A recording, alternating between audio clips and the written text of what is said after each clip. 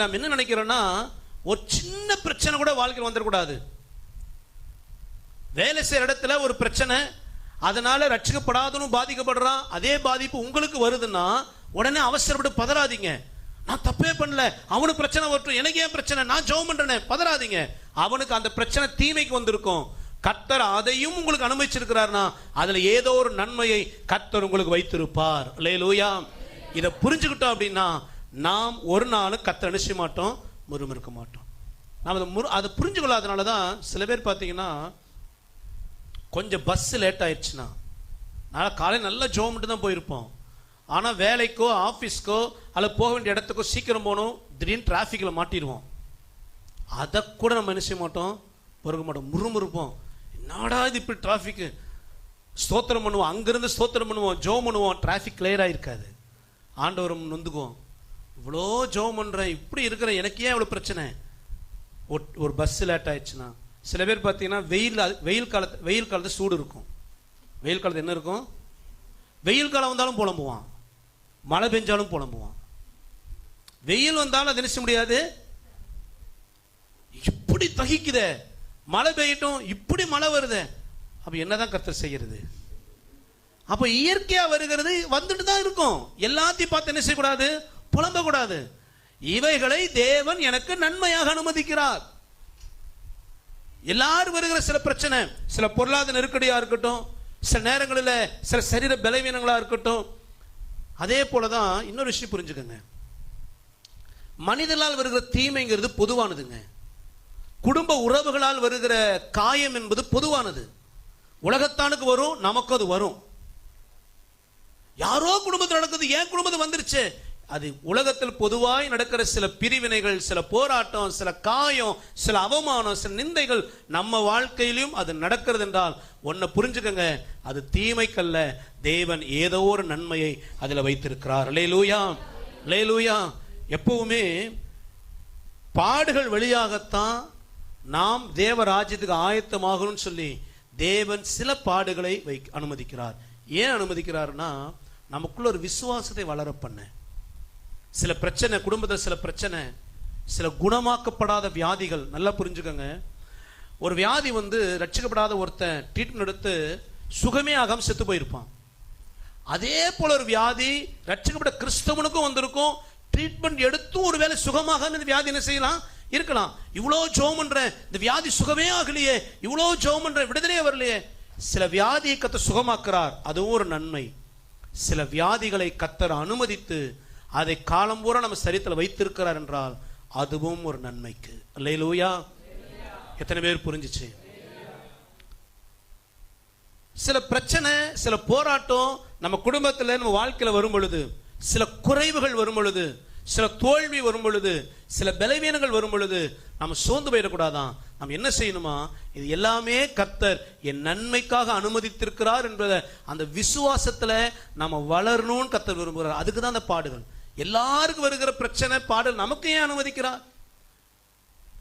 எல்லாருக்கும் வருகிற நெருக்கல் என நமக்கே அனுமதிக்கிறார்?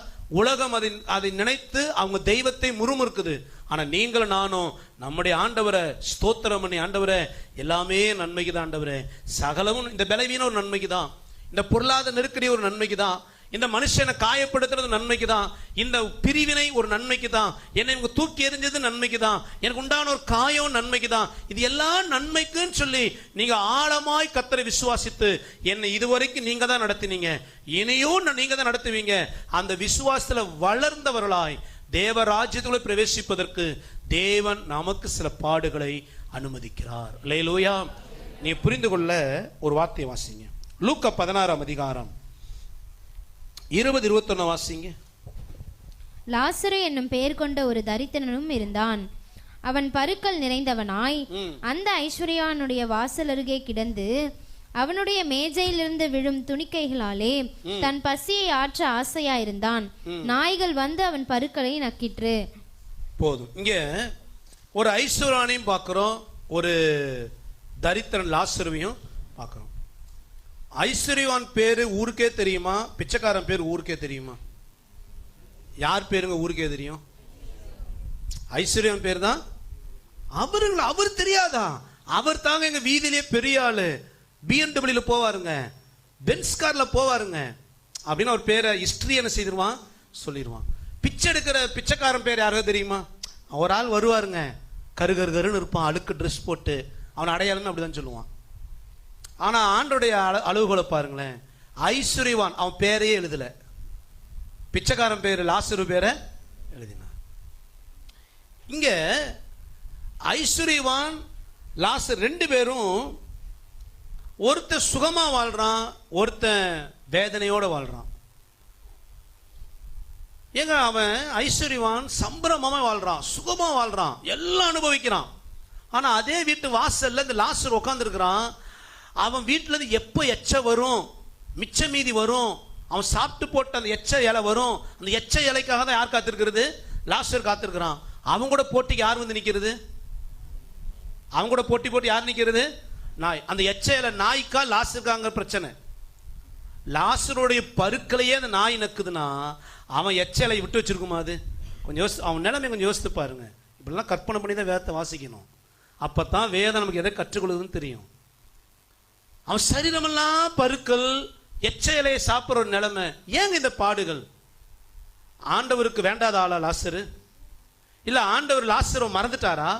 இல்ல லாசரை வெறுத்தாரா? இல்ல, இந்த பாடுகள் நிறைந்த வாழ்க்கை லாசருக்கு நியமிக்கப்பட்ட பாதை. லேலூயா, லேலூயா. இரக்கமுள்ள கர்த்தர் தானே. அந்த ஐஸ்வர்யானுக்கு கொடுத்த சொத்துல ஒரு 10% லாசர் கொடுத்திருந்தா அவன் ஒரு வீடு கட்டி ஒரு தொழில் பண்ணி நல்ல வயிறால் சாப்பிட்டுருப்பான்ல. ஆனா கர்த்தர் மொத்தத்துக்கும் ஐஸ்வர்யான் கையில கொடுத்துட்டு இவனுக்கு ஒண்ணுமே கொடுக்காம பட்சபாதம் பார்க்கறாரா? இல்ல. நல்லா புரிஞ்சுக்கோங்க, ஒரு மனிதனுடைய வாழ்க்கையை கர்த்தர் பாதை நியமிக்கிறார்.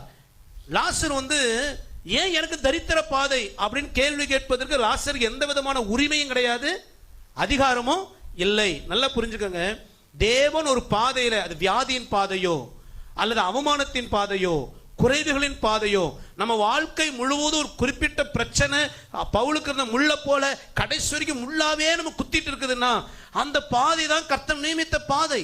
அந்த பாதையில ஏன் எனக்கு அனுமதிச்சிருன்னு ஆண்டவர்ட்ட கேள்வி கேட்க நமக்கு எந்த உரிமையும் இல்லை. இப்போ ஐஸ்வர்யவானும் சாகுறான், லாசரும் சாகுறான். லாசருடைய முடிவு எங்க இருக்கிறார் லாசரு? அந்த 16 அதிகாரத்துல 23 வாசிங்க. பாதாளத்திலே அவன் வேதனைப்படுகிற போது தன் கண்களை ஏறெடுத்து தூரத்திலே ஆபிரகாமையும் அவன் மடியிலே லாசரவையும் கண்டான். ஐஸ்வரன் எங்க இருக்கிறான்? பாதாளத்துல வேதனைப்படுறான். லாசர் எங்க இருக்கிறாரு? ஆபிரகாம், அதாவது பரதீசில் லாசர் இருக்கிறாரு. லாசரின் முடிவு மகிமை, ஐஸ்வரன் முடிவு வேதனை.